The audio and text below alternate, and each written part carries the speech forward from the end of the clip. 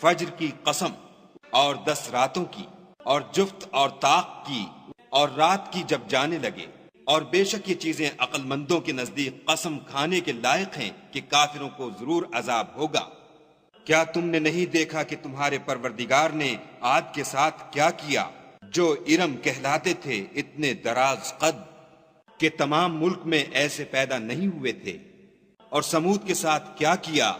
جو وادی قرا میں پتھر تراشتے اور گھر بناتے تھے، اور فرعون کے ساتھ کیا کیا جو خیمے اور میخیں رکھتا تھا۔ یہ لوگ ملکوں میں سرکش ہو رہے تھے اور ان میں بہت سی خرابیاں کرتے تھے، تو تمہارے پروردگار نے ان پر عذاب کا کوڑا نازل کیا۔ بے شک تمہارا پروردگار طاق میں ہے،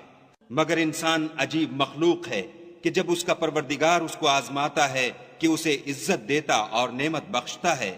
تو کہتا ہے کہ آہا میرے پروردگار نے مجھے عزت بخشی۔